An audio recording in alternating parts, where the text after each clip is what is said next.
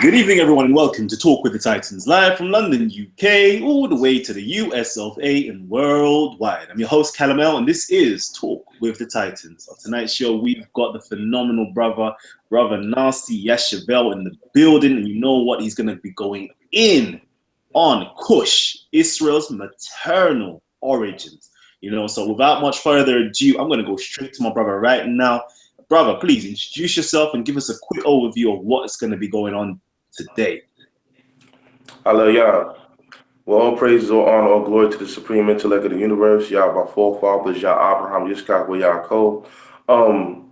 Today, we're basically going to touch on the aspects of why Kush is revered in the scriptures, the racism by Eurocentric European Jews and Ashkenazi Jews to get rid of the concept of Kush in the biblical narratives. Also, how through scriptures, and I'm going to use scriptures to prove that through our priestly line and through our royal bloodline on our maternal side, Kush is heavily embedded into our genes. And this makes sense of a lot of biblical quotes, and that's what I'm going to touch on today. And I want to start out with like the understanding of the Hebrew Israelite community and where it is today. Definitely. You know what? For everybody who's actually new to Talk with the Titans was birthed out of the idea that the intellectual giants of our community, the titans of our community, should have a well-organized platform to present, discuss, and debate critical information affecting our community, proposed by you, our audience members, our community.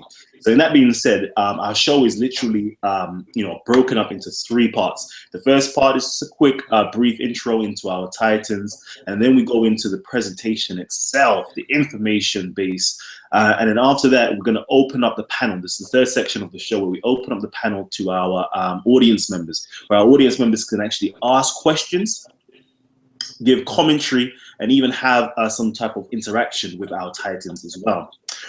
So, we're literally about to go in a hot second. But what I'm going to ask everybody who's tuned in right now, who is live right now, please hit the share button. Hit the share button right now. Hit the share button and get everybody involved with this presentation and involved with this discussion.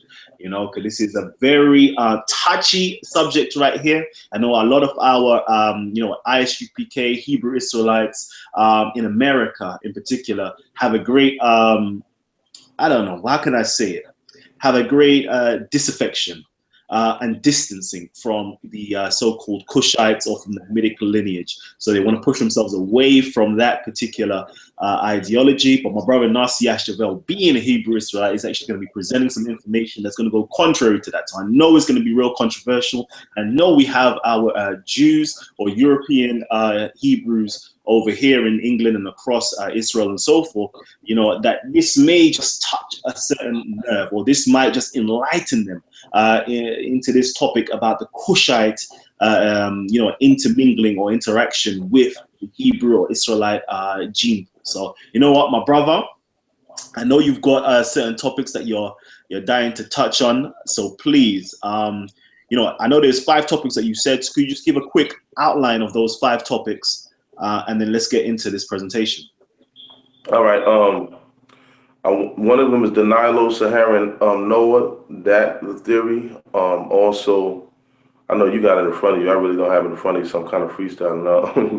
But just talking about the reverence for the Kushites, the rise into ascension, how Israelites depicted who was going to be the heir to the throne, and their polygamous relationships and how it evolved into the Torah structure that it was and it is. And also one other thing. I've got it right here for you if you want me to. There's 5 topics that we've got here. The 5 topics being Kush, the origin of civilization. That's number 1. Number 2, ancient royal bloodlines and culture of ascendancy. Number 3, Hebrews' royal priestly bloodline and creation of the Cohen gene. 4, the Bible love for Kush. And 5, obviously, the Nilo-saharan Noah. All right, excellent. Appreciate it. All right. So, wherever you want to start on that list, please go in. And obviously, those who are tuning in right now, I'm viewing your comments. So if you've got any comments or questions that you would like to actually ask, whilst the brothers going in with the presentation, I'll definitely try to read them out. And I see the love as well being shared from my brothers and sisters, Mr. Lee, TV. I see what's good, my family. Curtis Early as well, peace. Everybody peace. But let's go into this, man. I can't wait for this presentation. I love y'all. Blessed be the merciful King. Basically, I want to introduce myself.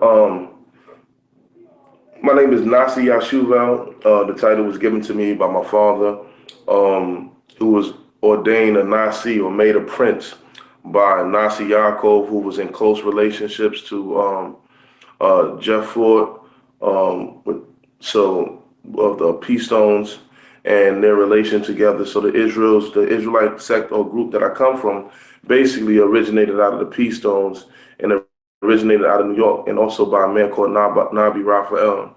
So the lineage I had, when you first see me, when I stepped on the scene, you probably see me debating a man called Uncle Cat. Initially was a good brother of mine when I first met him. But you see me using this book called The Wonderful Ethiopians of the Ancient Kushite Empire, which was one of my foundations. I actually found it on the table somewhere where people were selling books, and I picked it up and purchased it, and I never put it down. But I gave information outside of that book, but I had to be very cautious because the Hebrew Israelite community, after the Seti debate, there was an influx of intellectual Hebrews. There was those Hebrews that was underground who couldn't really speak because their intelligence was against the doctrine norm, and there was basically being faced, like I said, forced underground. And so after the debate with Seti, these brothers were allowed to come out. They were allowed to present themselves and present their information, but there was still a conflict of interest with the majority of the nation of Israel. We have to understand that the nation of Israel has come out of Christianity. And when we realized that we were black Hebrews, we still had a lot of racist Christian doctrines or biblical exegesis in our mind. Like perfect example, and this is all coming from love. I'm not a nigga. I'm not a stupid idiot. I'm not a fool. I'm none of this. I'm your brother who's speaking to you out of love, and I love all of you brothers. And I learned a lot from groups like ISUBK, AOC, Lions of Israel. All of these brothers have taught me a lot, and one of my closest brothers is General Shah. So with that being understood, I have to share information that maybe could enlighten us to where some of this hatred towards Africans have come from. And in it, I want to show our dominance and our close relationship with the Africans. See, when we was raised up, we was given the understanding of Shem, Ham, and Yafet. And we was told that the Shem was the Mongoloids, Ham was the Africans, and or the Negroids, and Yafet was the Caucasoids. This is somewhat true, but for the most part, it veers away from true understanding. The reason why I say that is because certain regions are not just solely an individual group. Perfect example, you go into Anatolia, which is Turkey. And in Turkey, you do have some descendants of Yafet in there, but you also have certain groups like the Anatolians, which King Midas was black. So do we say Turkey is Indo-European? No, we can't say that. We have these groups that are basically all over the globe who are represented by black groups and black people. So let's go into the presentation. I wanted to state that about the wonderful Ethiopians of the ancient Kushite Empire, but I also want my brothers to realize a lot of that hatred towards Africa, it comes from Jews. It's embedded in our doctrine. A lot of Hebrew Israelites, either Christian-based Hebrews, which are the Messianic brothers who have, and also non-Messianic brothers have a lot of Christianity in their exegesis or their biblical interpretation of the Agada of scriptures. There's two aspects of Torah. There's the halakhic aspect, which is the ways of the Torah and following the laws. And then there's the Agada, which is the exegesis given from, or the Darash given from the interpretations of the story. You cannot separate ourselves based off halakha. We can't have differences in the halakha. So the Torah is one for all of our nations, but the Agada, the interpretation thereof, can have various interpretations. So this also can help us as people to understand that there shouldn't be separate groups because you have a different interpretation of scriptures. Our way of life actually promotes different interpretations, but there's one law. So our Constitution binds us, and this is why we get into a lot of debates and discussions. And this too, with the conscious community, I'm bringing this because I want people to no longer to continue argue over frivolous stuff. I know a lot of people get paid off of this, and I'm not trying to take away their money. I'm not trying to take away the way they able to feed their family. But I want our people to understand that the conscious community has actually become a hub for infiltration. And why do I say that? Anytime that there's a disagreement or strong rivalry in the black community, it's easy for the oppressor to slide up in there and infiltrate the community. So now we're not trying to create a hub for infiltration. So now we have to be cautious. And I hope that this Kush, Israel's mother, allow us to basically come together on a unified platform and understand that we're not enemies towards each other, and that we have a common enemy. All right. So I want to go into the first slide, the next slide. Yes, sir. Right there. It says, the slide says, "Blessed be Egypt, my people, Assyria, the works of my hands, and Israel, my inheritance." Now, I had some Israelites angry about this quote, but it's a biblical quote. It comes out of the scriptures. It's actually in the book of Isaiah. The Almighty sends to the word of the prophet, said, "Blessed be Egypt, my people." So here you hear the Almighty calling the Egyptians his people. He says, "The Assyrians, the works of my hands, and Israel, my inheritance." I'm not going to argue with anybody. I'm just going to bring a lot of scriptural quotes, and I want you to follow along. All right. Why are you saying Nasi Kush is Israel's mother? We are Shemitic stock. I agree. We are absolutely a Shemitic stock on our paternal lineage. The scriptures deals with primogeniture. What is primogeniture? It's the aspect of passing down inheritance to a firstborn or heir, right? We have to learn that. So the scriptures deal with the male line a lot because of the primogeniture aspect of Torah. And coming out of Babylon and ancient Sumeria, which was a patriarchal society. All right. So it doesn't mean you never see in scriptures you're not what your mother is. That is exegesis that comes out of Christianity. And actually, Aristotle used to teach that women are lesser vessels than men, and they're actually only pots that contain the seed. So man dropped the seed in the pot, and woman is just the vessel that nurtures it. Now that's a Greek philosophy. You would not see that in scriptures at all. But that comes out of Greek writings. And so is the hatred towards our women. The hatred towards our women is expanding to become more in depth because of our Greek teachings and Christianity undertone that's in our interpretation of scriptures.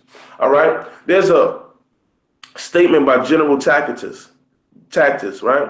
It says, "Many assure us that the Jews are descended from those Ethiopians who were driven by fear and hatred to migrate from their home country when Cephas was king." So now this is a Greek general saying that the Jews descended from Ethiopians. That was interesting because this quote I never understood for years when I ran across it over possibly 10 years ago. So keep that in mind now. General Tacitus, right? Remember his quote. Now let's go to the scriptures. My brother, real quickly, I just wanted to, since I've got the book right in front of me, I would love for our audience members to actually, have references where they can actually go and check it out themselves.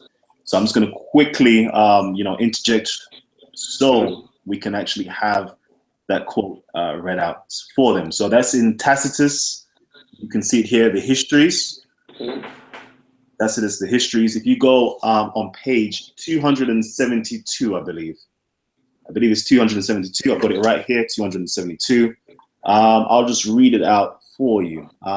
It says here, many assure us that the Jews are descended from the Ethiopians who were driven by fear and hatred to immigrate from their home country when Cephas was king.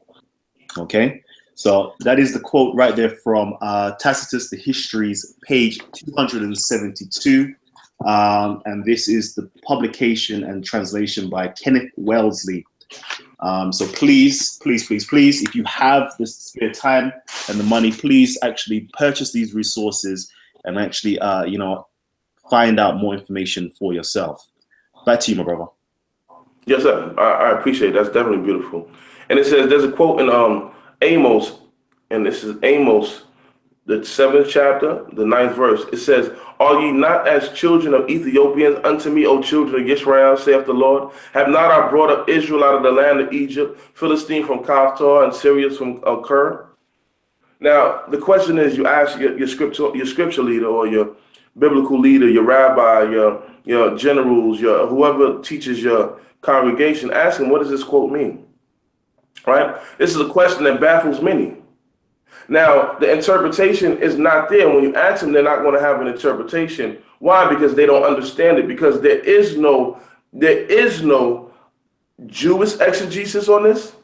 There is no Christian exegesis on this. Why? Because there's a secret component to blot out the Cushites and their origin and their assistance inside of the scriptures. It's across the globe, but we're going to touch on that later. So that's Amos, the 7th chapter, the 9th verse. And now the next slide says, let's go to the next slide. All right, it says Noah's flood, when and where. Now this is based off of a woman scholar. Her name is Alice C. Lindsley. Her work is excellent. There's a brother named Nazir Lee, who back in the days before a Seti debate, we were stumbling upon a lot of her work. And we were going to utilize a lot of the work, but I had to slow the roll on that because of allowing our people to be spoon-fed information and not enforced down their throat. Too much of them in their self-hatred and giving them African origins of civilization would have turned them away immediately. Like, perfect example, Kush, Israel's mother, would turn people away. And I understand why, because I was raised in a school where we were calling ourselves not African, or we weren't African. And my father, Chief Prince Sapor, a beautiful man, has actually assisted me in allowing me to unveil new information into the Hebrew Israelite community. Many people in the Hebrew Israelite community are scared to go against the traditional exegesis or interpretations of the Bible because it doesn't allow them to move up in rank. I know it sounds crazy, right? Hebrew Israelites community, most of them don't have schools. They have schools, but their schools are not based on grades. It's not based off ascension or graduating to another level. All it is based off of giving promotion to those who kiss the behind of the leader. And this is something I've been trying to change in the Hebrew Israelite community for the longest. But since our system is based off of that, anybody that will go away from the traditional Agada or interpretations of the law or interpretations of the story inside of the scriptures will be pushed away by their teachers and wouldn't be able to move up in their position or their rank. And that actually caused divisions in the Hebrew Israelite community. One of the biggest divisions I remember as a child was, did Eve sleep with the serpent? So you had some Hebrew Israelite groups that said, hell no. Then you had some Israelite groups that said, yeah, it's based off of interpretation. You can see it. So these two groups became separate. Now, what I'm posing to the Hebrew Israelite community is not a separation based off of interpretation of scriptures, but the congealing of a nation and the cohesiveness of a nation being applicable based off of the Torah. It's no different. The Torah is our constitution. There is no argument whether Benjamin Franklin or George Washington were good people, but the Constitution itself is what binds us as a nation. So Noah's flood, when was it? Where was it? All right. So Alice C. Lindsay, she goes in, she explains that to her interpretation, Noah was a Nilo-Saharan ruler.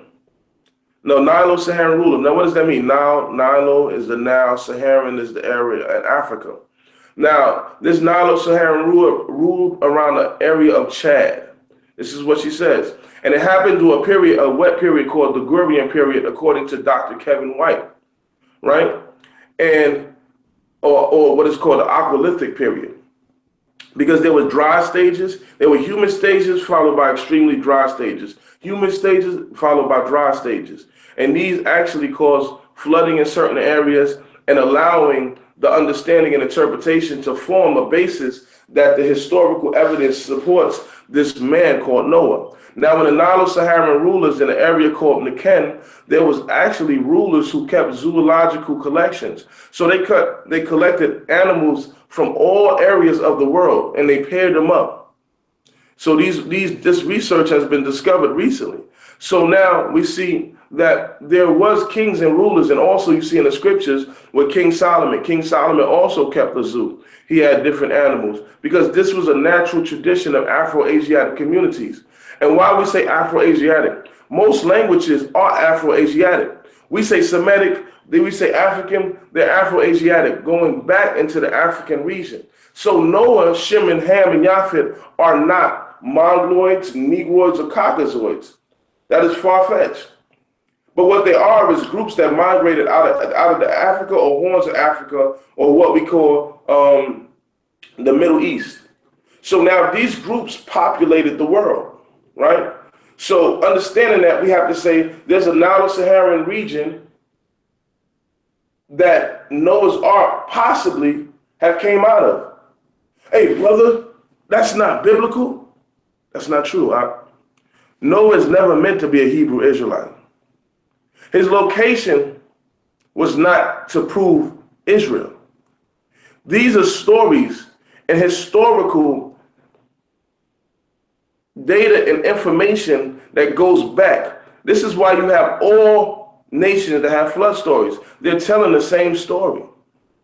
So we're fighting, but they're showing that they all have a parent organization or a parent country or a parent mythology.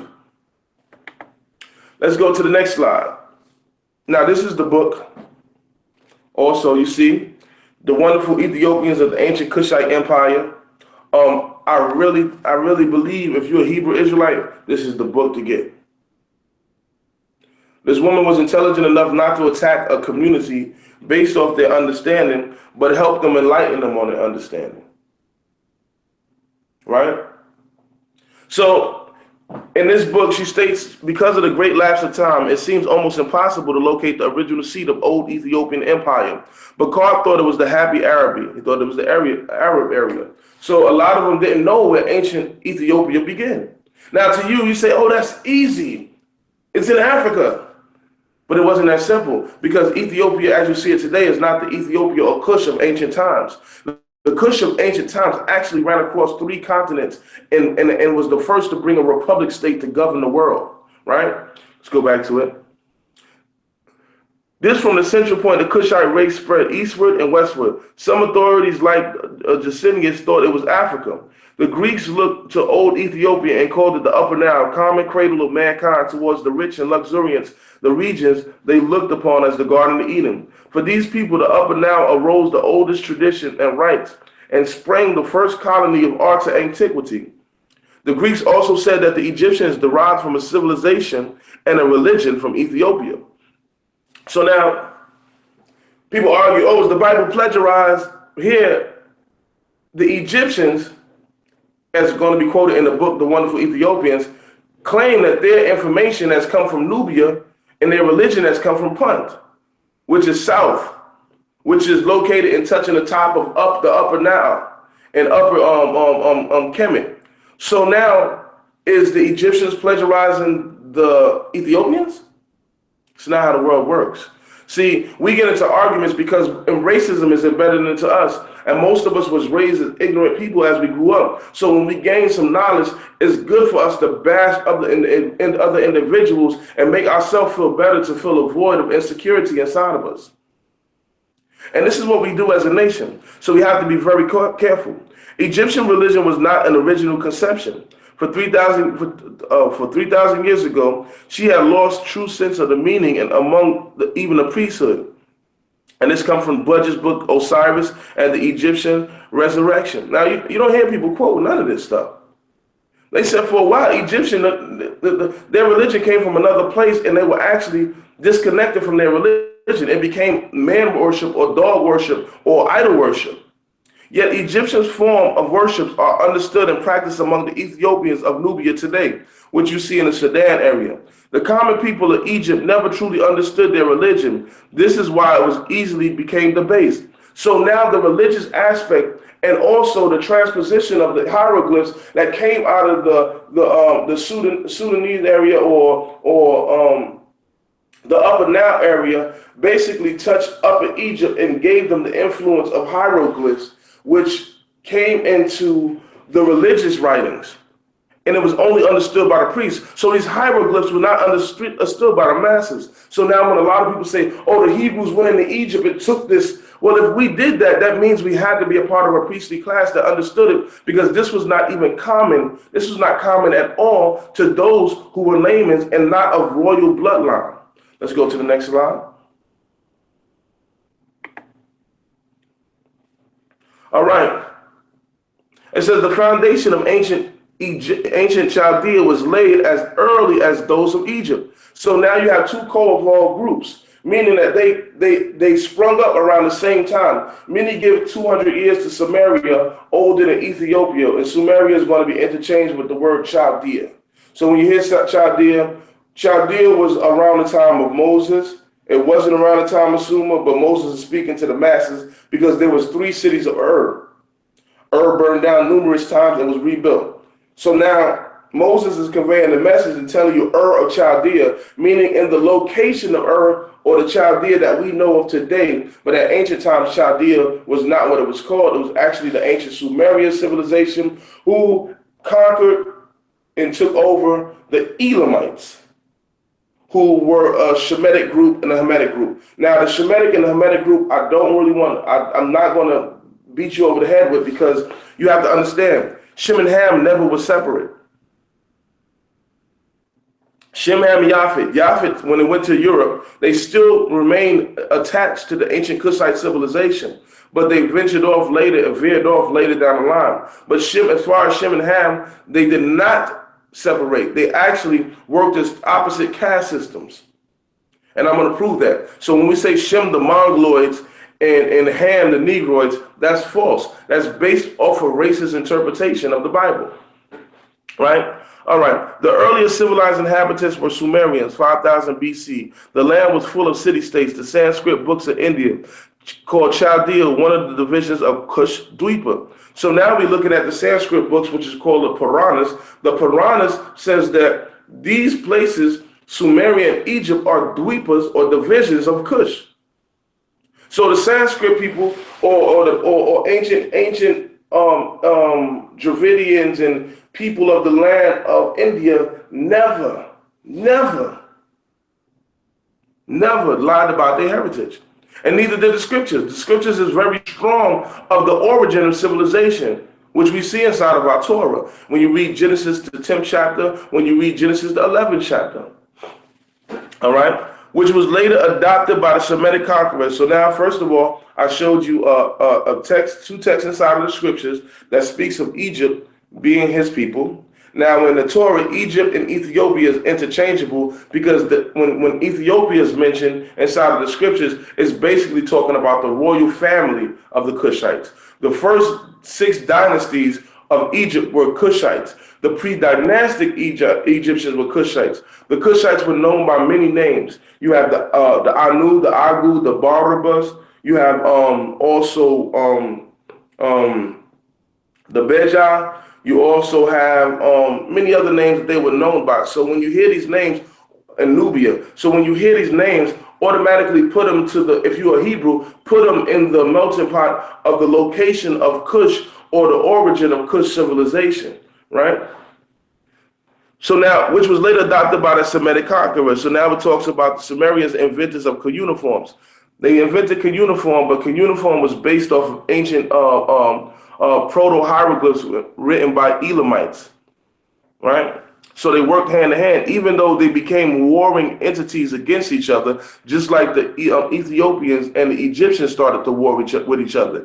Anytime the ancient Egyptians fought against the Ethiopians, they lost a lot, because the Ethiopians removed themselves and they would go back into Upper Nile and Napata, and the civilization, as you know, it will fall into a decay. And two, one of the kings later, or the pharaohs later, married back into the Egyptian bloodline in order to validate their throne. All right. So the northern division of Babylon was called Akkad, comprehending Babylon, the southern Samaria, including Iraq, or all this is in the scriptures. North of Akkad, where the Shemitic, Hamitic tribes were so largely made up of the blood in Syria in latter days. Next slide. There's nothing that I said that contradicts scripture so far, at all. So if, like one of the brothers see my post about Egypt being my people, and the brother said he didn't want to hear no more. The brother tried to take us to Egyptology. And that's not true at all.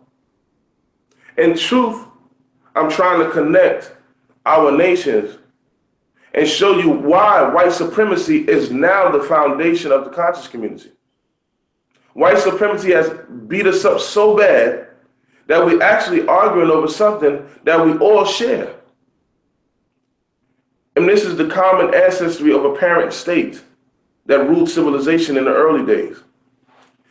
The term Kushite is a general term of people who lived in the region of Kush, right? At a time when now was much wider, including many people. Among the Kushites were the Anu, the red and black Nubians, the Horites, the Ar, the Aru, and the Beja. The Kushites were the first to make up the upper and lower, and their influence is seen on the earliest dynasties of Egypt. Now, many of us are fascinated by Lower Egypt, which is northern Egypt, because of the pyramids and all that other stuff. But the true fascinating aspect of Egypt, in the heart of it, and the concentrated, pure ritualistic understanding, is coming from Upper Egypt. In fact, Upper Egypt and Lower Egypt was so divided because of diseases. Now, Lower Egypt had so many diseases that if you had a child, 3 out of your 5 of your children would have died. This is why their belief in the fertility god was so imperative. Also in ancient Babylon, the same thing. It's because of the Delta was a marsh, and then the dry periods and starvation, and these things happened where there was a plush environment in the Upper Nile, which later the Delta became very fertile. All right, the point of the origin of Kush is likely the Suten region of Lake Chad, and most dates at least 2200 BC. Kush is listed as one of Noah's grandsons, right? Kush was the father of Nimrod, another great kingdom builder of the ancient world. Wherever the Kushite rulers went, they diffused through the agencies of their ruling priests. Now, this is where we have to understand the Kushites basically were a group that was based off of commerce during the Persian Gulf and the Indian Sea and the Mediterranean, and they basically traveled these regions to conquer all continents in order to bring a governing body to these people. So now Kushites may not always have had their hands involved in it, but they were the ruling class that connected all of these. And Drusilla Dungy Houston also expresses, and like many others, such as Herodotus, Ruglis, Sesi, all of these people expressed that at one point there was no division between Sumeria and Egypt. In the Upper Nile, they were all one continent, and also India, they were all one country or one empire. And this is going to be expressed later, and it's going to be proven. And the scriptures also supports this same claim. So now, what people misunderstood before, now have to understand. See, when people are arguing, no, the Sumerians weren't before the Egyptians, they're thinking that people are saying that the Sumerians are some kind of semi-Mongoloid group. But the Sumerians themselves called themselves the black-headed people. And we're Kushites. So we're arguing locations as if we're gangs now. But we have to understand that there is a common parent cosmological origin of most of these things that we're seeing. All right, the Egyptians now. Let's go into the Egyptians. Brother, before you go in, you know what, you're dropping some bombs right about now. So you know what I'm going to say? Please, everybody who's watching right now, please, please, please, and you're enjoying the information, give us a big thumbs up. Let us know that you're liking the information. Please hit that like button down below. Let Nasi know how much you're enjoying this information. I'm going to check it in a minute. So please hit the like button. And if you think this information is beneficial for yourself, and you think it's going to benefit a whole heap of people, please hit the share button down below. Share it on your Facebook, your Google Plus, your Reddit, your YouTube, your Twitter, wherever you can. Please, Instagram even. Please hit the share button. Let everybody know that Nasi is here right now and he's dropping some gems. Okay. I know a lot of my Hebrew brothers out there. You can learn a lot from this. All my Kemetic brothers out there. You know what? Nasi is actually uniting us right about now. He's uniting the Hebrew brothers. He's uniting the Kemetic brothers. He's uniting our Kushite brothers. And he's speaking some hard truth. So please hit the share button, hit the like button. Let us know that you're enjoying the information. And if it's the first time that you're actually here tuning in to Titans TV, Talk with the Titans, please hit the subscribe button down below. And we've got amazing shows like this coming up. I know I've been away for a little while, but I'm back. So hopefully you're gonna get to see much more of the Talk of the Titans element of the show. And if you haven't already, please check out the Speakers Corner stuff as well. All right, my brother, let me just get you back into the flow and not interrupt. Go. No, it's beautiful. Like you said, this is to unite all of us together. And it's very powerful. It's very empowering. You remember, I don't know, when I was a young child in New York and in California, and I used to see Ethiopian churches of Israel. And I used to see pictures of Haile Selassie. And he was a ruler out of the line of King David, but he was Ethiopian. All this stuff was confusing to me. I didn't understand the history of it, but it was a unity that was being brought to us. It was an understanding that our forefathers had this ancient knowledge already. Even establishments of Moorish communities. There was Hebrew Moorish communities before there was a Moorish Temple of America. These were the uniting class systems. We were, as Hebrews, we united the world and brought them out of certain understandings. So the information I'm bringing is for you to see this information and say, you know what, you my brother, and I understand you. Stop knocking the Hebrews for being the only ones who actually carry the royal priesthood. We actually walk as priests, as a priestly nation. We bring the information, we teach the word of the Almighty. There's the Baza Amun, an ancient Egyptian that lists all the names of the deity, and at the end of it, it said they are all one deity. But the commoners amongst the Egyptians did not know that. All they grasped were amulets. They grasped little trinkets to believe or to help them through their world, but not understanding that there was a unification of the power. It was what the Hebrews are teaching, Yah Echad, Jehovah is one. So now, when we go back to the slide, it says the Egyptians called the temple priestly attendants Peru, or Pere, right? Now, in transposition of language, the P and the B in the Afro-Asiatic language becomes interchangeable, right?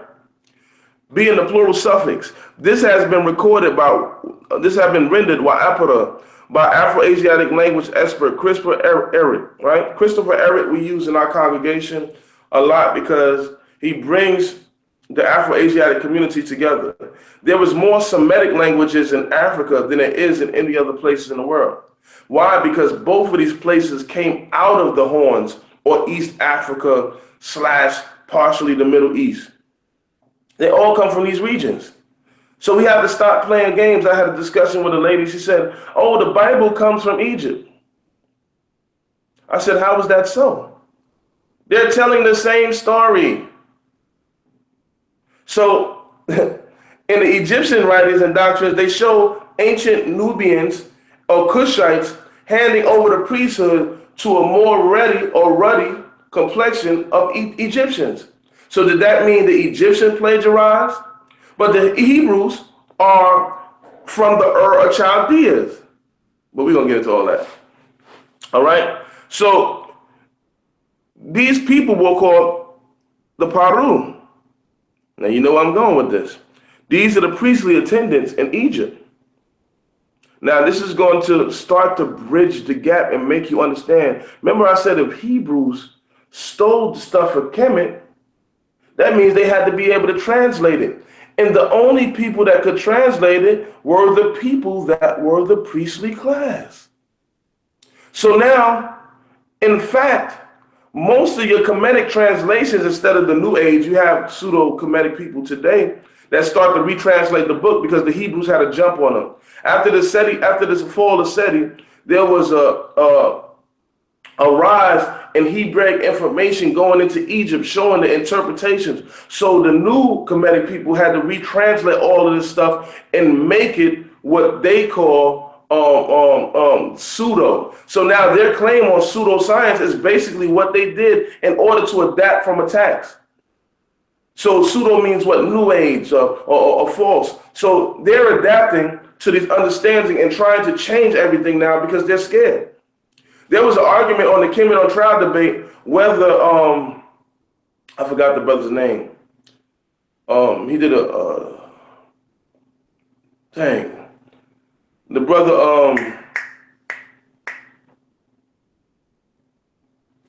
Archers. You know what I'm talking about. Magi, Jonathan Owens. Yeah, Jonathan Owens. Sorry, I had a brain fart. All right, brother Jonathan Owens, there was an argument whether or not his stuff was pseudoscience because what he used is basically Hindu breakdown of Egyptian writings in order to separate it from the actual interpretations that was given by Jews or Hebrews. So now what we got to say is, hey, these Hebrews were an ancient group that knew and carried traditions of sacred priestly groups. Let's go to the next slide. All right, on this next slide, only thing I'm taking out of this is the basis of what I said when Shem, Ham, and Yafet were caste systems. This says Shem represents spiritual great religion. Ham was the great builders. Now, I agree with this 100%. But these are two caste systems that needed each other. This is why you don't see Shem, Ham, and them separated. They stayed together the whole time. If you look at Mesopotamia, if you look at Egypt, all of these was a back and forth fight in a war, an influx of what they call Asiatic, which I don't stand by, and African groups, which I don't stand by, because they're all Afro-Asiatic groups. So they're interchanging their rulership, but for the most part, the people that the Peru or the Aparu or the Hebrews never sought kingship.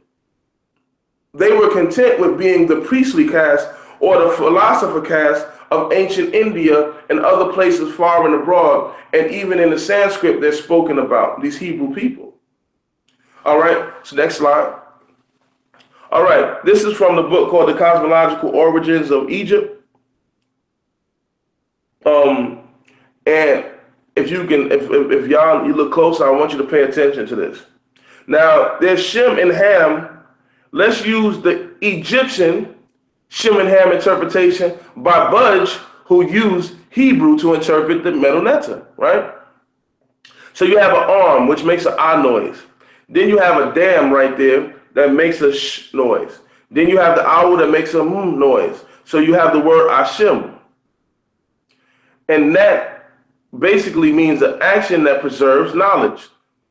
The owl represents knowledge.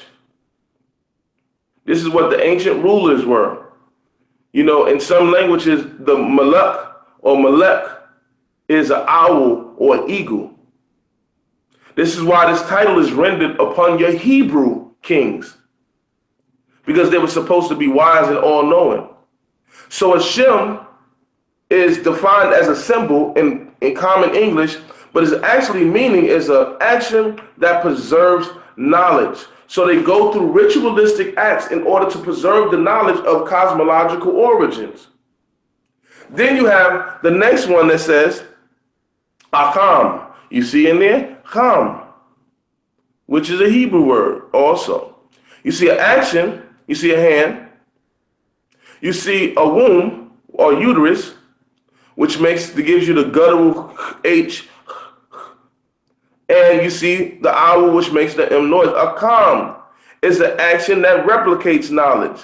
So the actual Egyptian text or the interpretation of the Egyptian text supports my claim on a two-caste system. One is the religious preservation of the knowledge through ritualistic acts, and the other one is the one who builds the images or the monuments.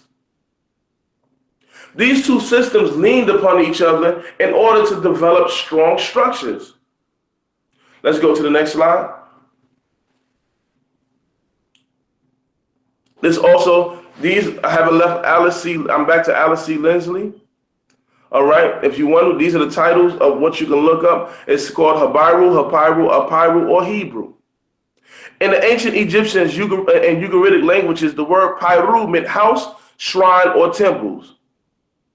Now, a lot of ancient words have dualistic meanings, dual meanings. So we have to understand that the word Piru is said to mean house, shrine, or temple.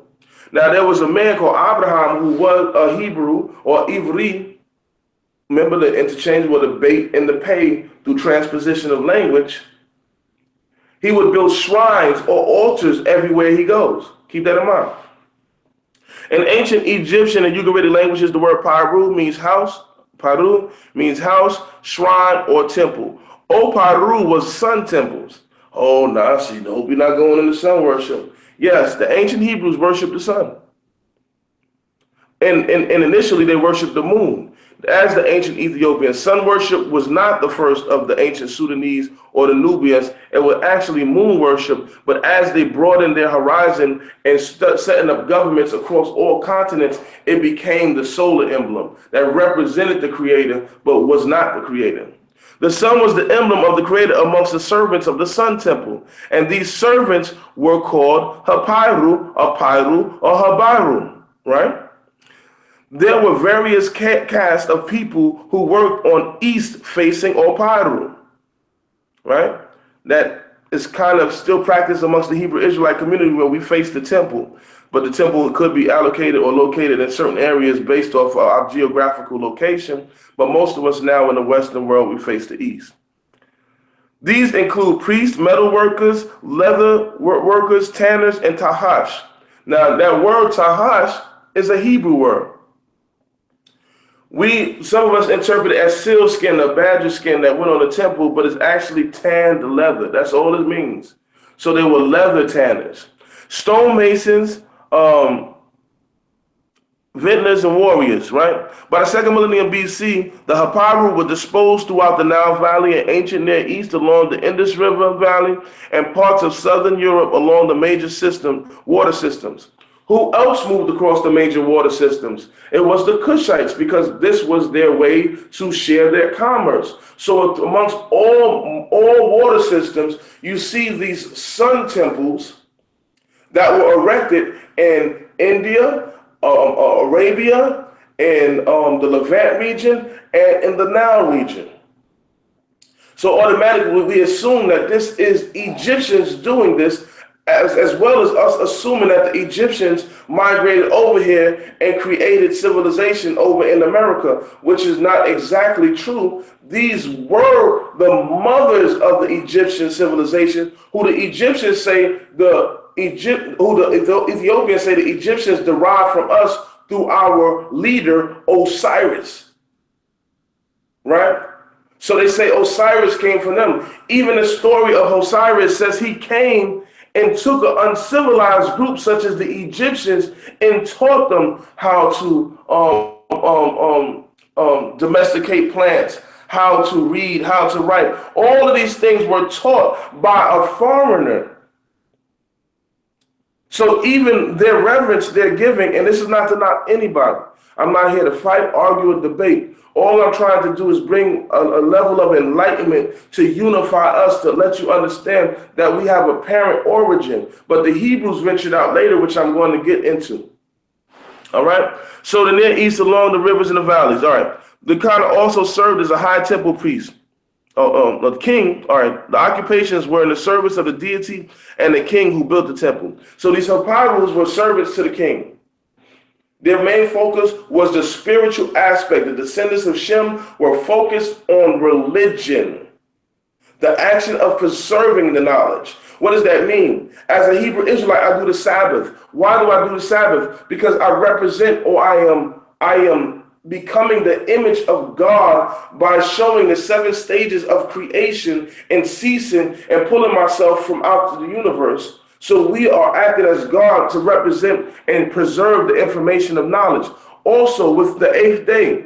The 8th day coincide with the Dogon understanding. The 8th day of circumcision coincide with the Dogon understanding of the Polight, of the bursting of the egg. So Hebrews circumcised their foreskin in order to keep or preserve the knowledge of the Polight. So this is information that we have to understand. We are the preservers of cosmological origins. We walk through life and showing people that we are like unto God by mimicking God daily in our practice. This is why, therefore, we are called the sons of God. So these Horuses, or as you know it, in myths, wasn't far-fetched to us because in truth, we were these people. We didn't wait for somebody to save us or do these things because to us, we were the sons of God. And this is why we imitated God to the highest of our ability. All right. The king served as the high priest of the temple. So usually the king served as the high priest of the temple. You see this with Ramses when he's wearing the leopard skin in the temple and he's over it. But as see the statue that shows Ramses with the leopard skin, right? In Cairo. The temple was found in the suburbs of Cairo called Ain Shams. Sham is the Arabic word for sun. The deity to which the temple was dedicated was the deity to whom the various Hebrews were devoted. Right? Abraham is called the Hebrew in Genesis 14:13. Let's go. The next line. Same document, same information. Habaru, or Hebrews. Another Horite shrine was Heliopolis. The Harris Papyrus speaks of the Apiru or Habaru or Hebrews of Re of Heliopolis, the shrine of the sun. Joseph married this royal priest line when he married Asenath, the daughter of the priest of On. On is Heliopolis. All right. So now you see our first, not the first, but this is a common practice and a tradition. I'm going to break all of this down, go into further detail. You're going to see in the descendants and the bloodlines the intermarrying of Shem and Ham, and when the Chaldea or ancient Sumeria and Egypt broke apart, what the Hebrews did was nomadically intermarry with both sects in order to preserve the bloodline.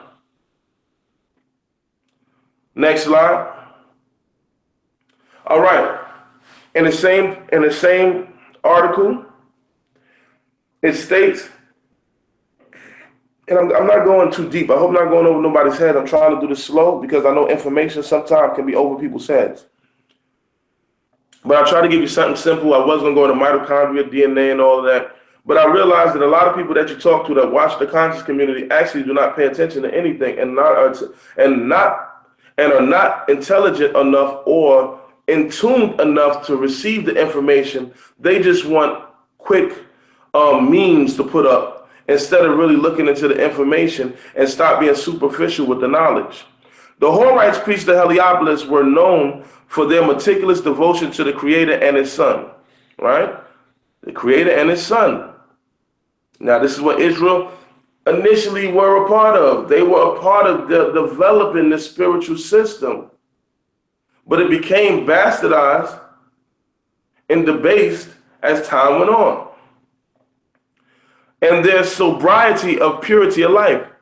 Plutarch wrote that the priests of the sons of Heliopolis never carried wine into the temple, for they regarded it as indecent for those who are devoted to the service of any god to indulge in drinking wine while they are under immediate inspection of their Lord and King. The priests of other deities are not so scrupulous in their respect for these. For their respect, they use it, though sparingly.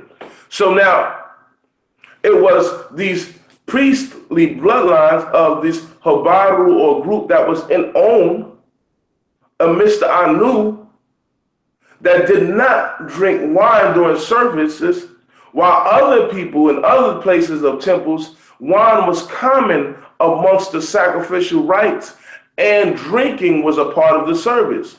Now, Leviticus 10:9 gives us a little connection or insight into this ancient Hebrew class. It says, do not drink wine nor strong drink, thou nor thy sons with thee, when ye go into the tabernacle of the congregation, lest ye die. It shall be a statute forever throughout their generations. So wine was brought as an offering, but it was commanded amongst the priests not to drink it. This is how you have the story of Nadab and Abihu. So now the Hebrew Bible, the Torah, is going into reasons why they broke away from certain traditions of the history of this priestly bloodline that they were a part of. So now the Torah basically gives you this historical history and information about patriarchs and show you why we stopped doing certain things. Perfect example, one of the traditions of the ancient Cushites was human sacrifice. This is even preserved in ancient Egyptian knowledge, and there's going to be some pseudoscientists say that no, we didn't kill the body, we ascended from the physical flesh into it, and they're going to say some stuff like that, and people are going to believe it. They're going to be all excited. They're going to believe it. No, they were actually into human sacrifices. And also, we take it when you go into the Aztecs and the Mayans, they practice human sacrifices. But we do not say that the Mayans and the Incas don't practice human sacrifices. But when we try to prove that Egyptians been over here before Columbus, we say that they were the ones who taught the Mayans and the Incans. But when it comes back to it, we try to step away from human sacrifices. Most civilizations, human sacrifices was accepted. This is why in the biblical norm, Abraham was told to give his son by Most High, but he was told later, I do not ask that from you. So now here you go from the separation of the priestly bloodline that we have in order for us to establish the aspect of pure Torah that is supposed to be what separates us from the priestly class that also was debased as it went on. Next slide. All right, the Bible's question of race. The word race does not appear in the Bible. This is back to Alice.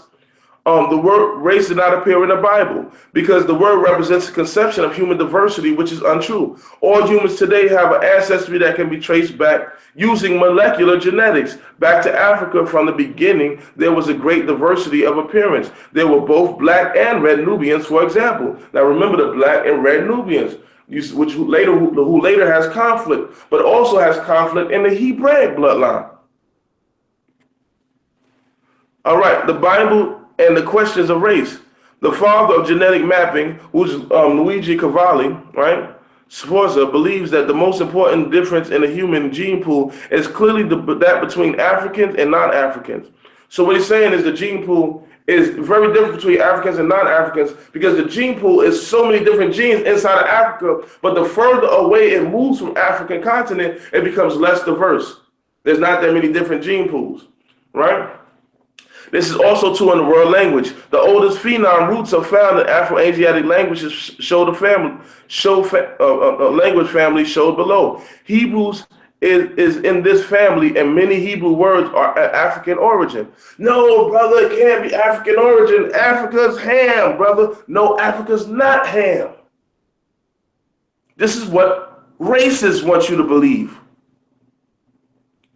These kings, these three priestly rulers, Shem, Ham, and Japhet, who were rulers who later ventured out to different areas and still intermarried because of the era ancestry that we used to practice. We still married our cousins, so they never broke up. This is why you see a man who you see a Genghis Khan. Khan is a bastardized form of Cohen, but also in some interpretations connect to the word Cain. Because Cain is a title, an ancient African title for a king. So Cain in Hebrew means to acquire or acquisition. So this king was called the emperor because of the imperialism that was practiced. This is why the sons of Cain were not accepted. Their offering wasn't accepted because it was based off of imperialism.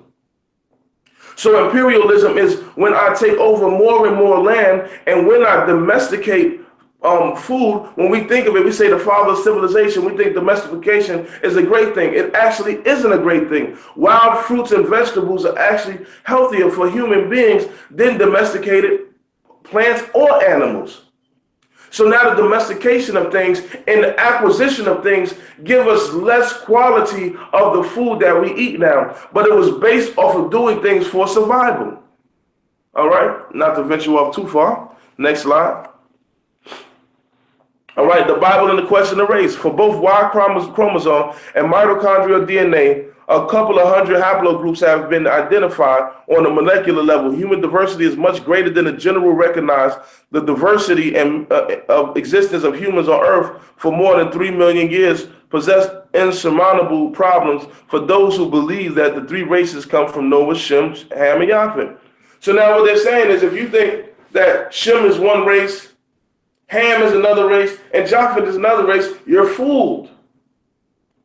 The human genome is too diverse for that. So this is what they're sharing. Now, well, but what about 6,000 years of Earth? I'm never going to argue that, but I will say this.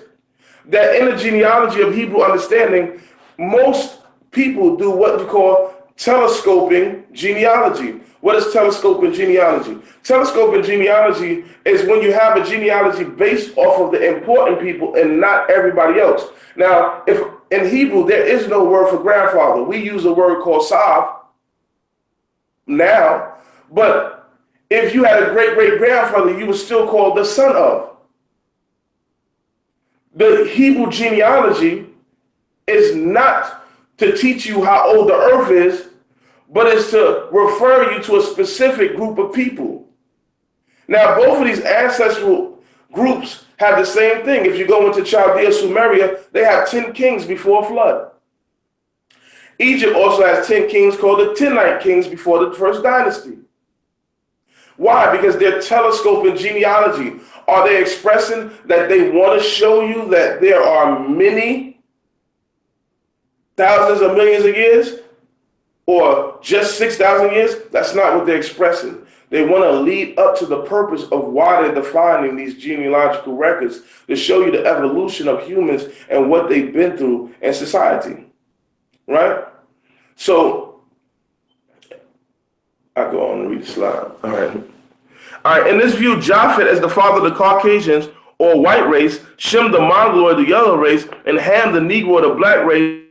This is contrary to what Genesis reveals. Analysts of the king list in Genesis 4 and 5 make it clear that the lines of Ham and Shem intermarried. Abraham was a descendant of both Ham and Shem. No, brother. No, brother, that can't be true, man. The sperm comes from the man. The sperm comes from the man. They're both seeds. They're both seeds. One gives 23, the other one gives 23. They bind together, they make a child, right? It's not that deep. We're trying to take away because many of us hate our women. We hate our women, so we remove them from the context of the scriptures. You know, even in people use the New Testament text where it says the women cannot teach. And in the Old Testament, women taught, women judged, women ruled. You see this. It's very, very common.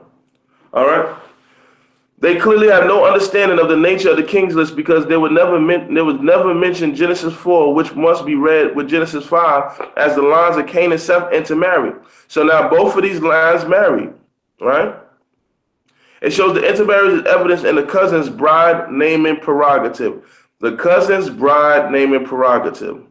All right? I'll get to that in a little detail. Hold on. All right. In the case of Lamech's daughter, Naamah, who married her cousin Methuselah and named her firstborn son Lamech. After her father, those who throne Lamech the younger ascend. All right. So now, what does that mean? All right. So in ancient times, the chiefly rulers had two wives, one to protect the northern axis, one to protect the southern axis. This is part of the priestly caste rights. The first wife was your half-sister, the sister from your father, but not from your mother. This is why Abraham married Sara. Sara actually is a royal class of groups that come from Africa, which is a title of Ethiopian rulers. This is why you see Sar and Sargon. All right, let's open up a little bit. Let's open our mind. Let's expand it. Get your hatred out your mind. This hate in Africa is taught to you by some racist Europeans, and it's taught to you by the same Jews you spit on. All right, the fact that the Hamites and Shemites cannot be separated linguistically or genetically in Genesis or molecular genealogy underscores that the text is speaking of one people in different ruling houses, not different races. So now it's saying you cannot even separate them linguistically or genetically. They're really the same. Let's think now. It says, so they're not different races, they're only different ruling houses that intermarry. So now the second wife was your cousin. Now, if you had an heir by your first wife or a son by your first wife, he will ascend to the throne after you. Your second wife, which was your cousin, she would have a child. She would name her child after the clan she comes from or the father of the clan she comes from, and that name will pop up in the bloodline of the father. But when there was a dispute of who rises to the throne, she would eventually go, the son of the second wife would eventually go back to the mother's lineal homeland and take his position there. You see this all throughout the scriptures. An example of Moses. Moses was with a woman, Zipporah. Notice in the Bible, Moses was never with Zipporah. He married her, but she was always with Jethro. Why? Because she was the second wife. The first wife he had was a Cushite wife. Why did Moses have a Cushite wife? Well, because in ancient times, the priestly or king class either married back into the Kushite bloodline to authenticate their origin or to authenticate their kingship or their rulership. Let's go to the next slide. All right, he's already there. It's called the cousin bride naming prerogative. All right, among Abraham's Horite caste, the bride naming prerogative pertains only to patrilineal cousin or niece brides.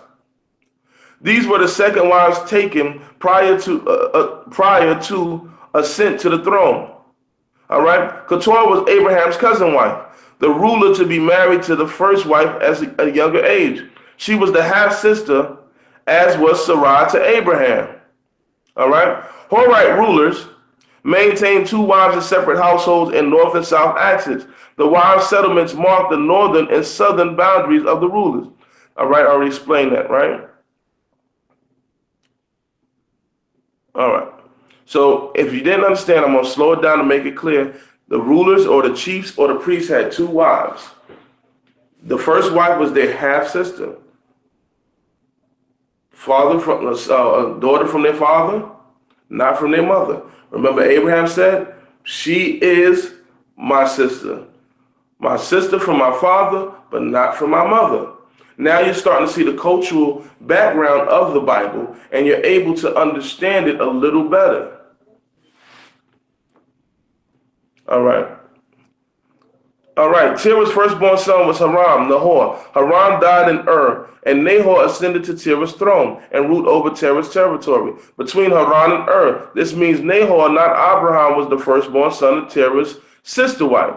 Abraham was led to God to relocate to another region, and Abraham went to where his mother's kin lived in the land of Canaan. So now he's going back to his maternal lineage or area where they were ruled. This is how he bumped into a man called Melchizedek, and they understood each other because they were a part of the ancient priestly caste. He knew to give a tithe to Melchizedek because of the system that they practiced. And this is when Melchizedek says himself, surely the God of Abraham is God. Because now the transformation that he's going through is separating or removing faulty practices from an ancient priest line. Perfect example.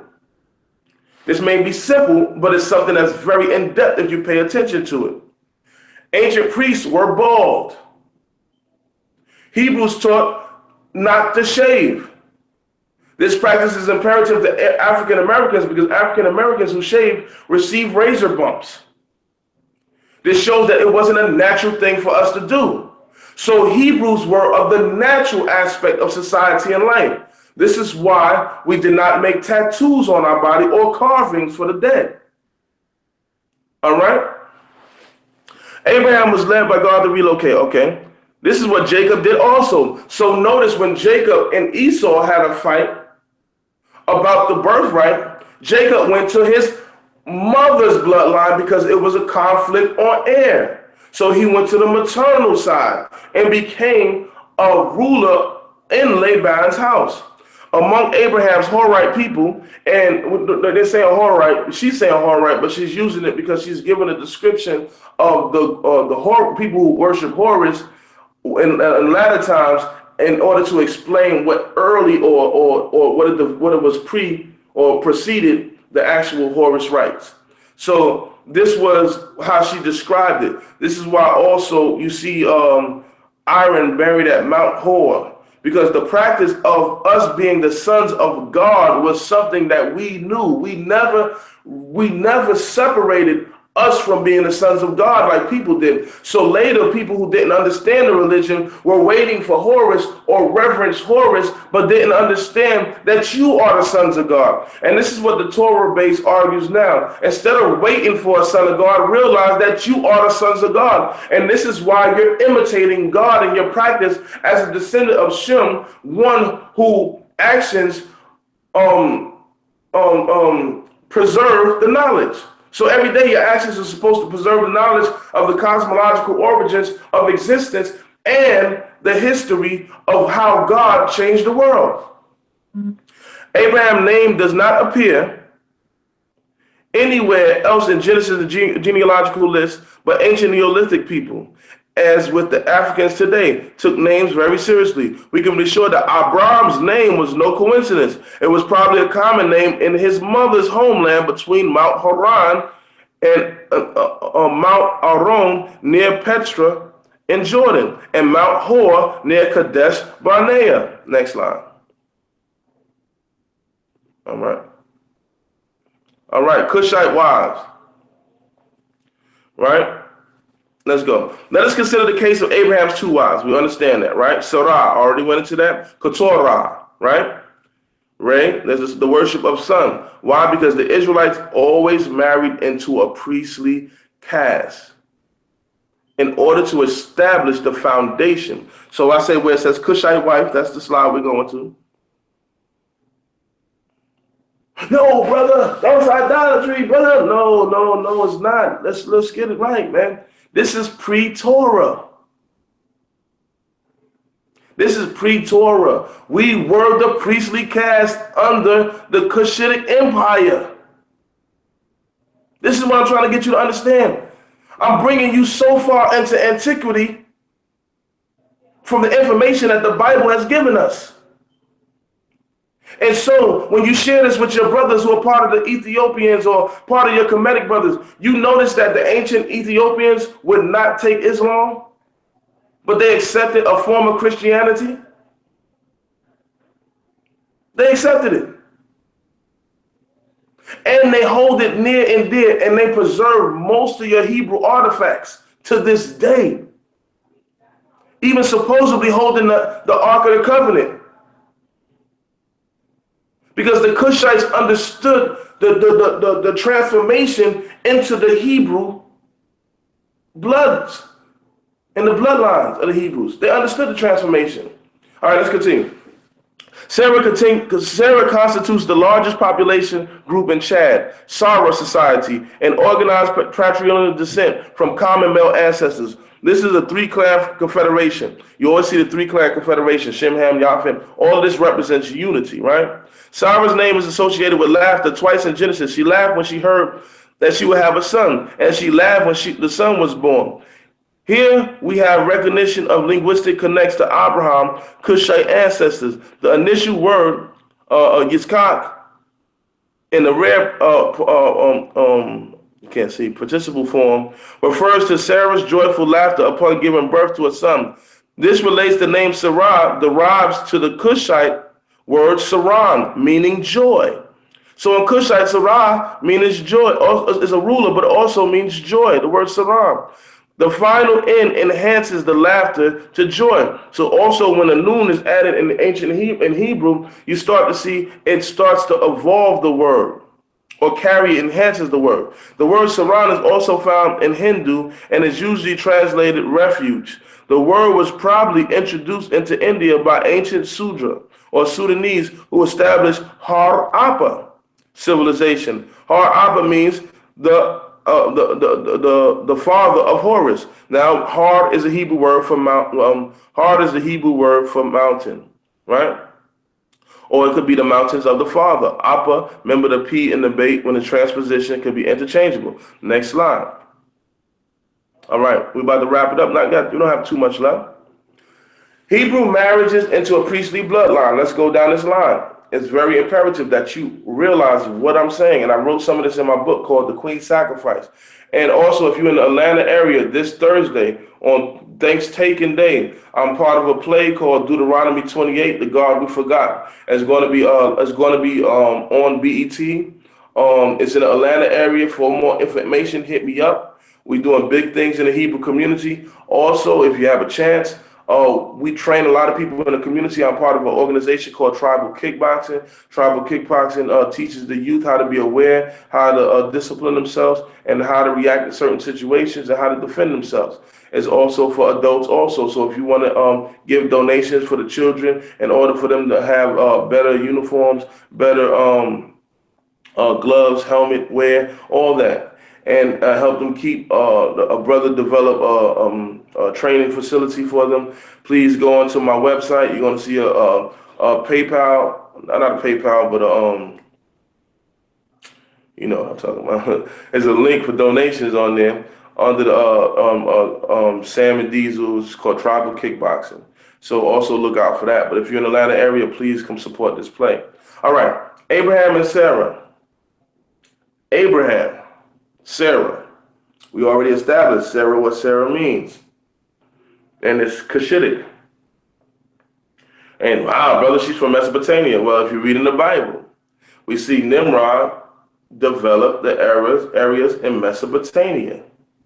Isaac and Rebekah. Rebekah had a wet nurse called Deborah. Deborah is a bee, and which is a Kushite priesthood or priestesshood, an ancient Kushite priestesshood, where the bees who were preservers of bees, because if you know bees, if there's no bees, then there's no mating in humans. They preserve the offspring of humans. So ancient wet nurses who dealt with fertility kept bees in order to keep their existence in our society and community to help us produce better and more offspring. So she was the wet nurse of Rebecca. So that showing you that she must have had a connection to the Cushites. Then you go to Jacob, Rachel, and Leah. Rachel means a ewe lamb, which is also an ancient Mesopotamian priestesshood. A kneeling cow, which is Leah, is the cult of Hathor, right? We married into these bloodlines. Oh, brother, you reaching. Okay, if I'm reaching, how about Joseph and Asenath, the priestess of On? On is the worship of the sun, right? Moses and Zipporah, the bird cult. Zipporah means bird, the cult of Isis. But these were pre-Egypt. So we're talking about the Cometics, the Cushites who brought this into Egypt, and the Anu people who the Habiru were a part of that traveled all of these places to establish the Paru or the temples or the shrines. All right, David and Bathsheba. Sheba is a part of descendants of Cush, where you see the Sabians, who they had Candace queens or candidate queens, where you see the queen of Sheba, who were the ruling queens of these areas, who had to keep their bee intact. Why I say bee intact? Because bee, the Greek word for bee is hymen patera. So they had to have their hymen intact and stay virgins. Once they were deflowered or no longer virgins, they had to pass their rulership up to a male heir. This is why you see the Queen of Sheba, according to the Keber Nagas, handed over the kingship to her son Menelik, right? Also, you have, when we talked about it, Solomon and the Queen of Sheba.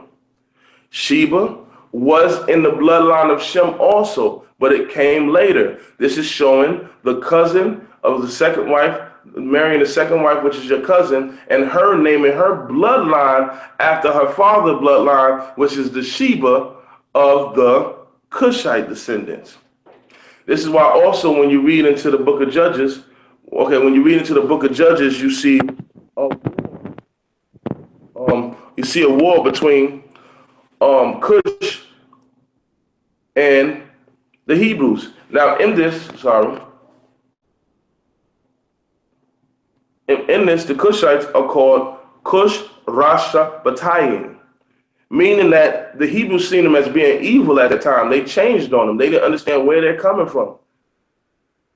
But also in this book, The Rescue of Jerusalem, this man is actually upset with the Jews because he's saying that the Jews are hiding the fact that they have Cush in their bloodline and the Cush helped them. When you see The Rescue of Jerusalem, Taharka is mentioned. Taharka is mentioned, and he came and he helped out the Hebrew Israelites, and the Israelites were told not to go to Egypt, but they were helped out by the kings of Ethiopia. So he's upset that he's saying that why are you trying to hide the alliance between the Hebrews and the Africans? But this comes from reading our books like Christians. It is no way. Are we still live? Yeah, we're still live. We're still live. All right, hold on a second.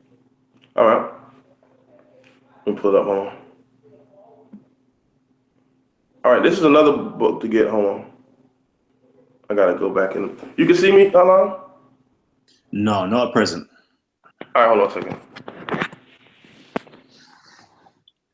While that is going on, please let me know, people, if you're enjoying the information so far. Let me know. Leave me some comments. Let me know what's in your mind. Let me know what you're saying. If you're liking it, please hit the thumbs up. Let me know you're liking the information as well. If you've got any questions for my brother Nasi Yashuv-El, you know what? Please type them in roughly now, because we're coming to the end of the show very shortly. You know, I know we've got quite a bit more of a presentation to do. We've got about another, let me check. We've got another 14 or so slides to go into, but I don't think we're going to be able to finish everything today. All right. Part 2, you never know. So please, if you've got any questions or comments for my brother Nasi Yashuv-El, please leave them down below. And I'm going to try a little, you know, in the last 10 minutes or so, try to get some people in to have some say inside of the panel section. Yeah, my brother, you're back? Yeah, I'm back.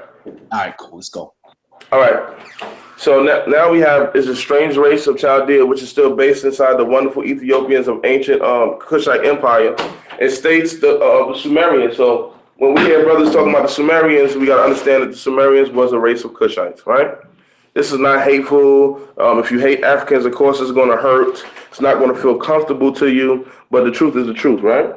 So we have to speak about any means. And this is why you see Ethiopian by the name of Haile Selassie being able to reign, because yes, on his matriarchal lineage, he is Ethiopian, but on his father's side, he is out of the line of David. Now, in this strange races of Chaldea, it speaks of Jerusalem. Houston speaks of the two places of Kush Dwipa being a Sanskrit word for the provinces of Kush, and Samaria and Egypt being around, or Chaldea, their foundations being around the same time.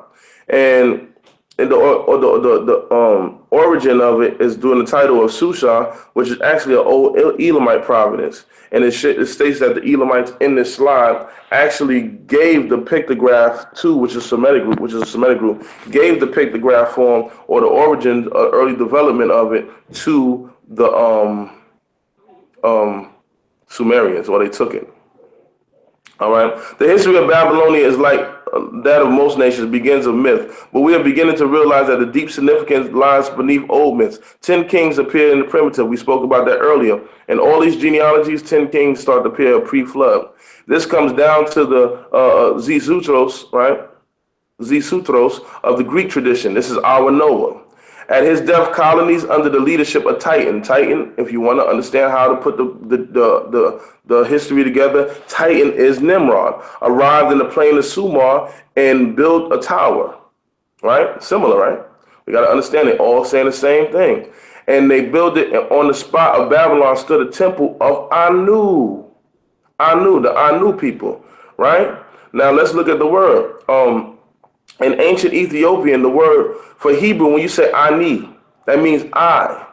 When you say Inoki, that also means I. So you ask most rabbis, and they say, well, Inoki is when you're speaking to a group of people. You say Inoki. But really, it comes from ancient Afro-Asiatic term of speaking when you are the king or the ruler. So, or saying that you have royal bloodline. So when you say Anoki, it comes from Afro-Asiatic word Anok, which also means you're educated, you're wise, and related to the Hebrew word Hanok. So these things that we say as people, we don't understand. We really have to get into our language and show that they're all connected. Now, Belus. You see, Belus, Nimrod, the king of Chaldea, serves to unite the Chaldeans with the old race of the Upper Nile and does the building of the temple Anu. Another name of the original Kushite family. It was for this reason the Greek Armenian geographers applied the name Ethiopia to Madai, Persia, Susan, Aria, the entire region between the Indus and the Tigris in ancient days. The records of the Hebrews connected the Chaldeans, Ethiopians, and Egyptians and ties to kinship, and that the finding of archaeological and philological research proves the research to be true. So the Bible is supporting this before they even knew this. This is why we got to get into it, because the ancient Kushites would travel amongst the seas, and I'm going to sum it up because Nimrod's greatness became so vast. This is why you see in Arabic astrology or our modern day astrology, Orion, the mighty hunter, that he was even given constellations. This was an old practice. So Nimrod was a heroic figure in the Bible, right? But there were certain things that happened later that caused the demise of the nations.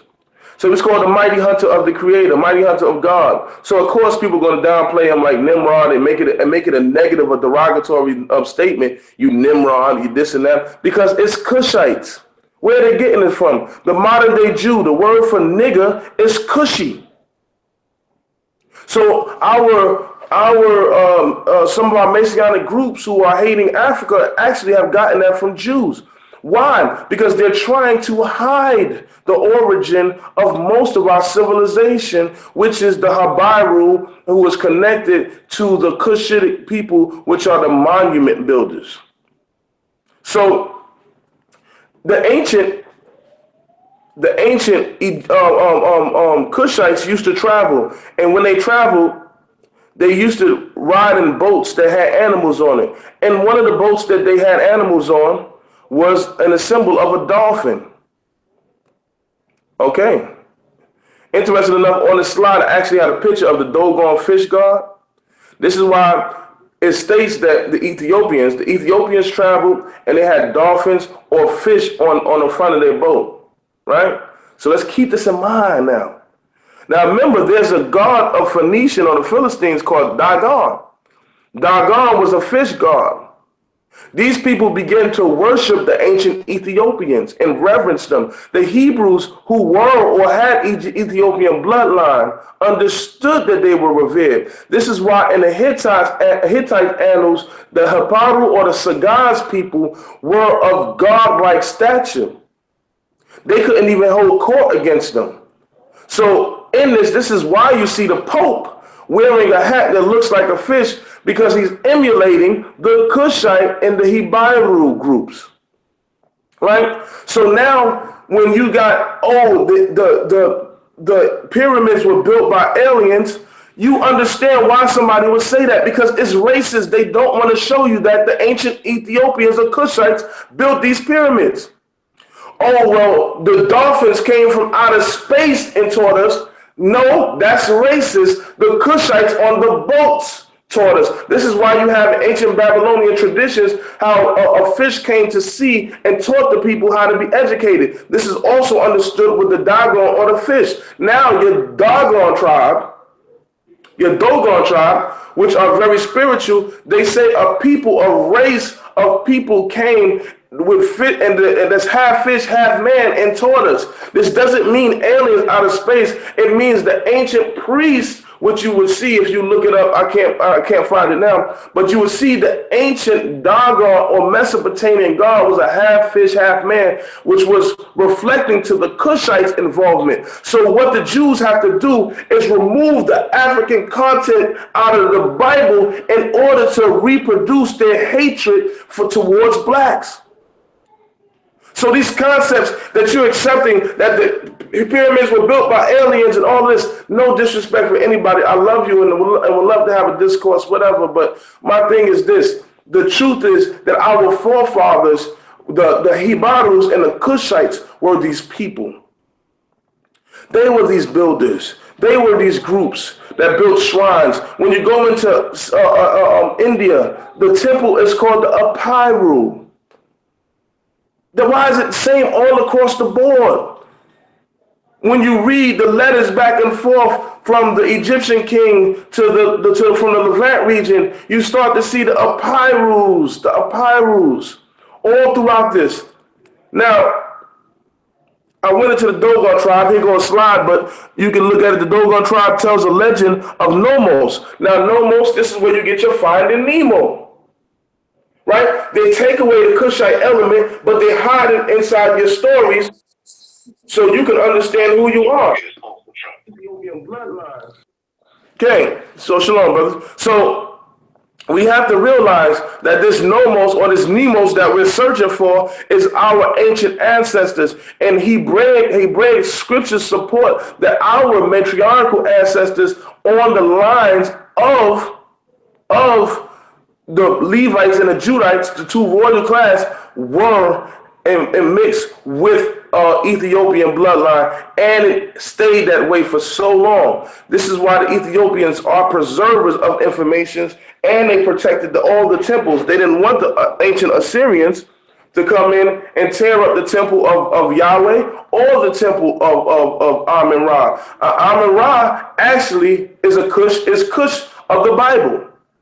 So these people were deified for our ancestors until we begin to break away and make certain understandings that realize that, hey, Abraham no longer wanted to represent or worship the elements or man. But there was a higher deity than all of that, which was understood. And when we say the Baza Amun was understood in the ancient priestly aspect of our civilization. And there was a slide that I wanted to show before I left, but the slide clears it up if maybe I'm not being clear enough for you, to show you how the intermarrying, if you look at the genealogy between Adam and Seth and Cain, their bloodline intermarried. How do you know they intermarried? It's because they're the same names. There's an Enoch on both sides, which come later. That means from the mother line, she married into it and she named it after her father. And that's how the son was called that. This pattern is all throughout Chronicles. This pattern is all throughout the King's List. It's throughout all of this. So I ask that all you brothers and sisters, and these other slides I share to you, you can look over them. You can get them from Kalam. I'm sorry some of them didn't pop up. I did this last night because I've been very busy with learning my lines for the play that I'm doing. So I put this together tonight for our brothers and sisters to have some kind of visualization of what's going on. So this is why the chief rabbi of Israel recently called Obama a Kushi. A Kushi. So to hate Africa is self-hatred upon our own selves. This is ridiculous. Our greatest civilizations, greatest monuments, greatest nations are all throughout Africa, all throughout the world. We work together. The old Chichimata tribe, the Tunica tribe, all of these tribes migrated across the Carolinas into America, joining with other tribes that were of Phoenician aspect, of Phoenician background, that had some Semitic and Hamitic origin. These times you look at these Semitic and Hamitic group, they were so diverse. Because look at Sargon. Sargon was a Kushite, but he was also from the area of Arabia mixed with a Shemitic bloodline. So if you think that the man, and this is why the Jews teach that you are what your mother is. So they know that. So what they do is they remove Kush out the bloodline. So you don't even know who your mother is. It's basically like they're taking away your parent. So as a Hebrew Israelite, a devoted Hebrew Israelite, a leader of a community that teaches, one who tries to bridge the gaps, is showing you that you are Shemitic.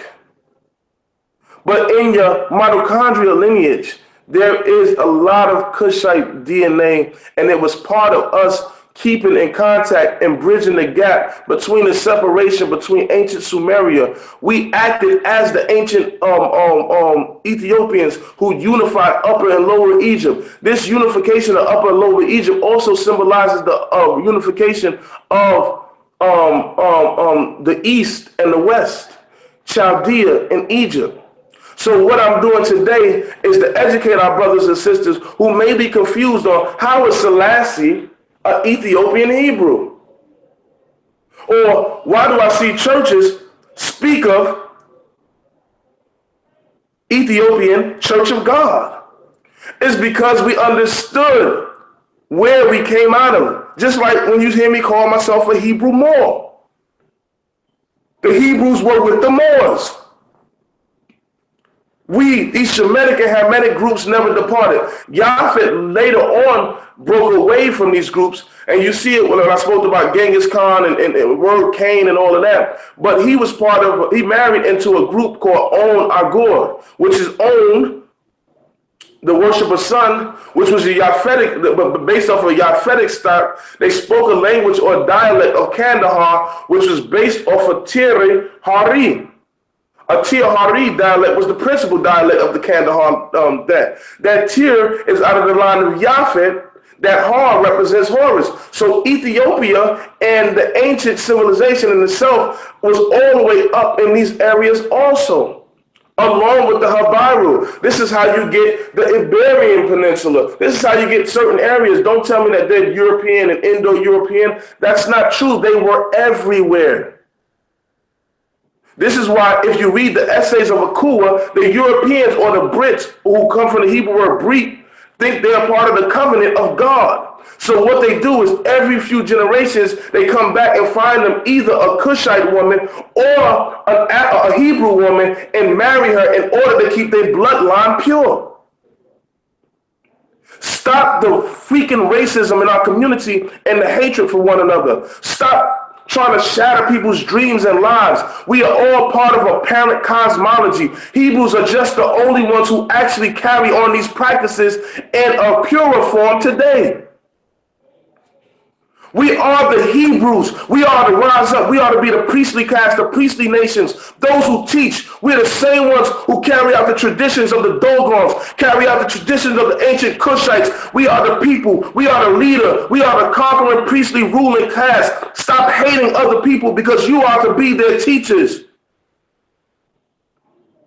Stop the division. Stop the back and forth arguing and bickering. All you're doing is allowing the white man to come in and cause division and infiltrate the community. A lot of times you haven't seen me. It's because I've been infiltrated. Why? Because it's a perfect setup. Once you entertain a group of arguments between blacks and people hating each other, it's easy for the white man or the European Jew who backs some of these debaters to come in our community and cause chaos.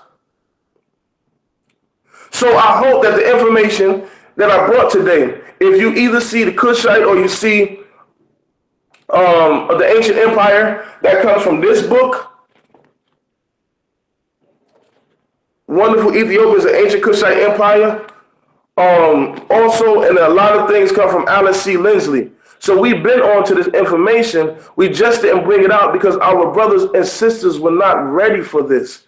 They were still into self-hatred.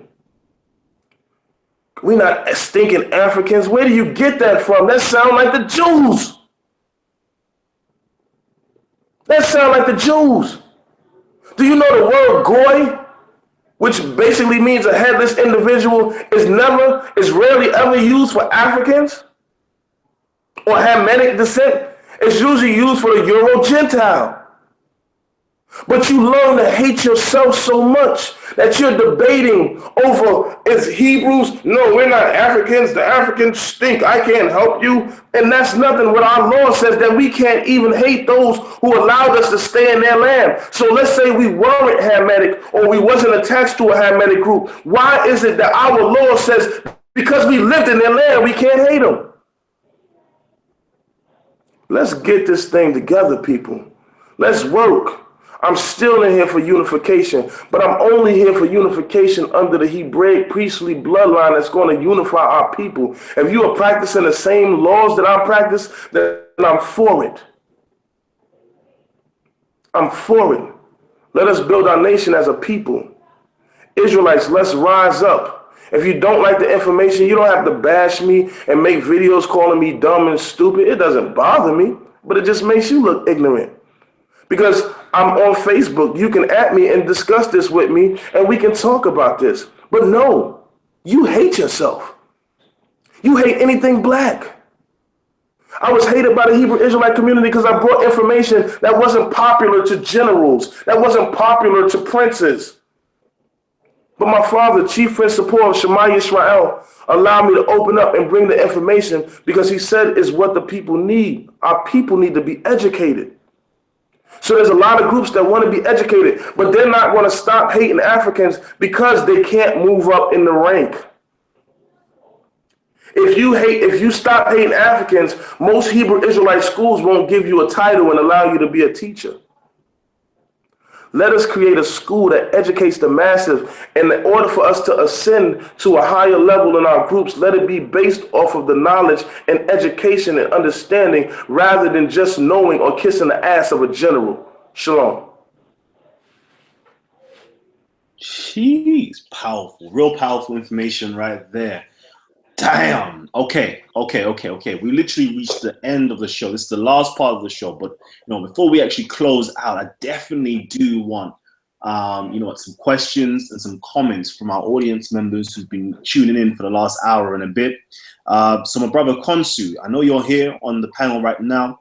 If you got any words for my brother Nasi Yashuv-El.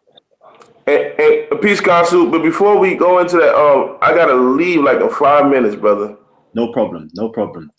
So if anybody's got any questions, we've got 5 more minutes left. So I'm going to fling out some questions if my brother Konsu is not there.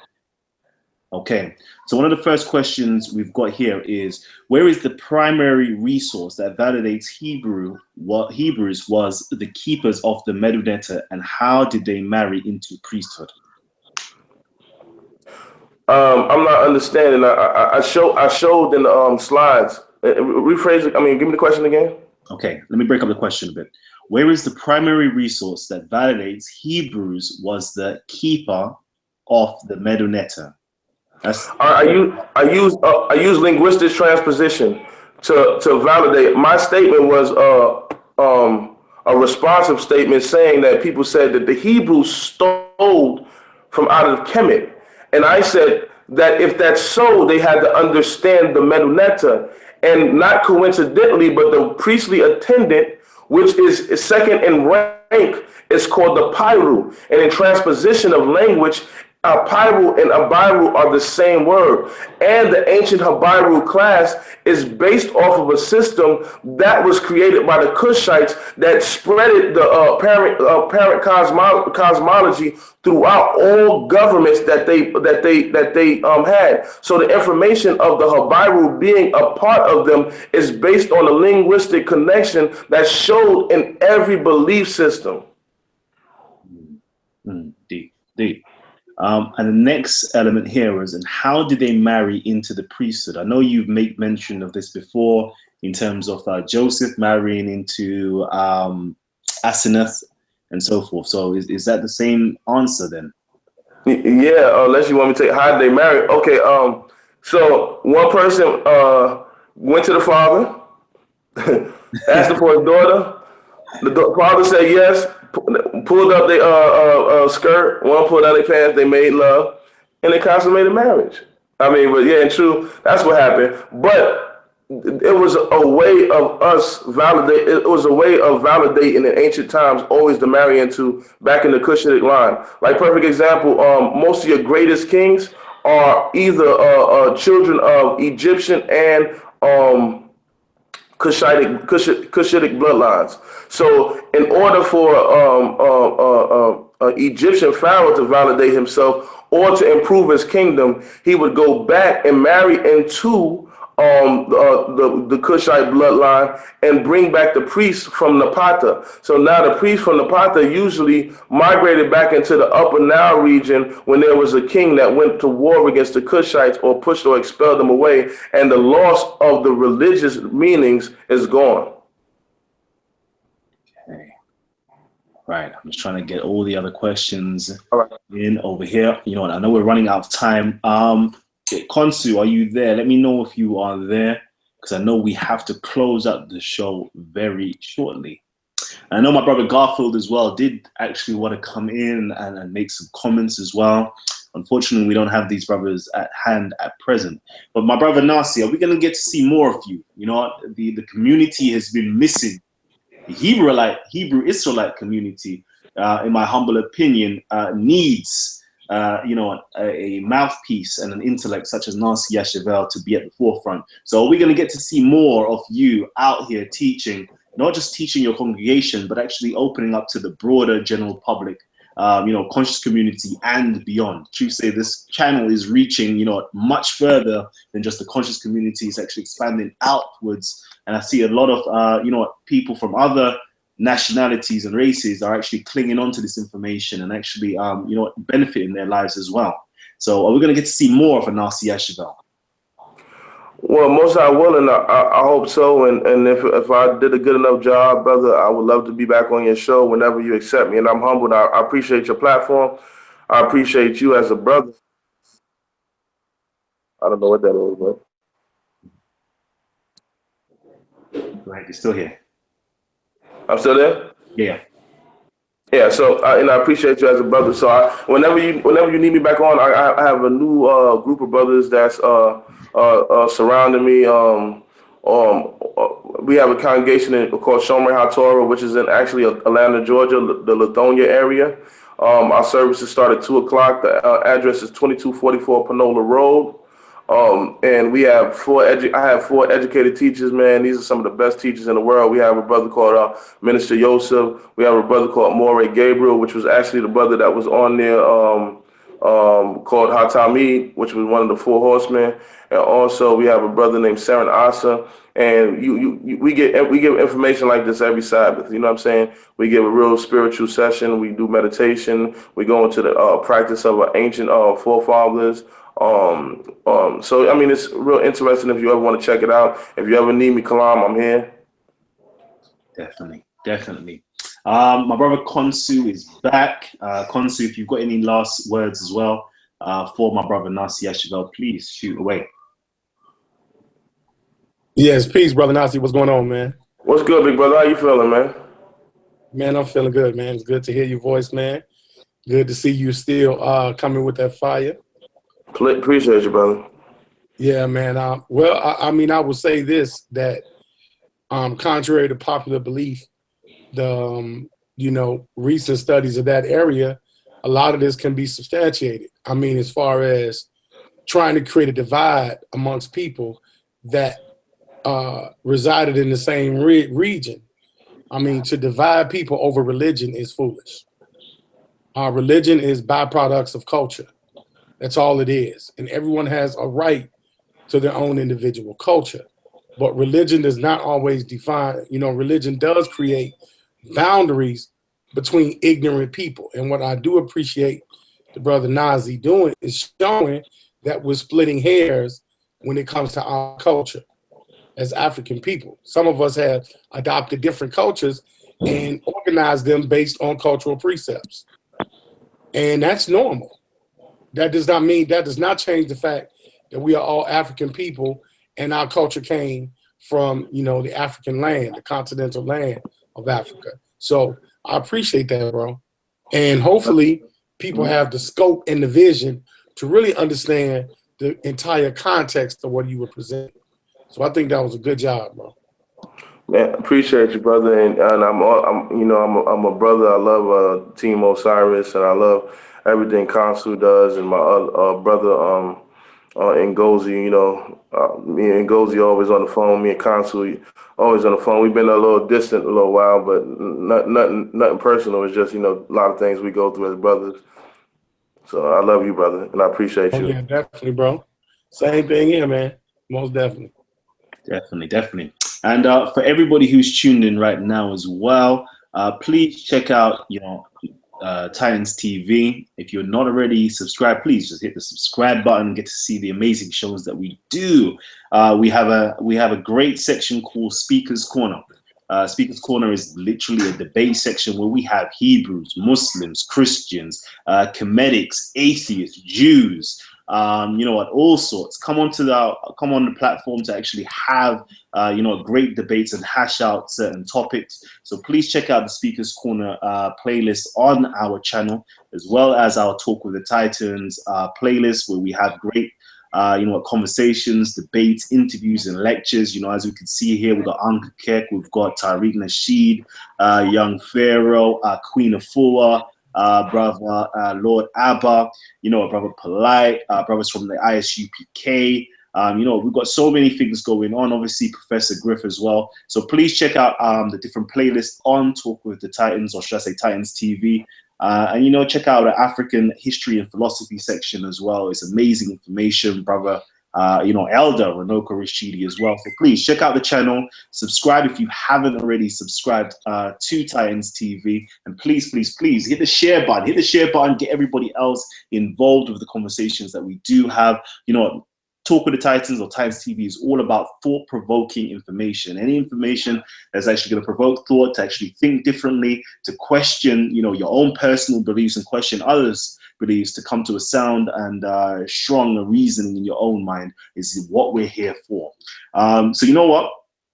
I'm back. I'm actually back. I'm going to be more in tune with the conscious community, more in tune with my brothers across the pond in America. We're definitely going to get some, real scholars and lecturers back in again. We're going to have Team Osiris back in the mix, have Amun Ra Squad back in the mix, have all the great brothers from the Hebrews, from the Moorish, from the Kemetic communities, all back on Talk with the Titans again.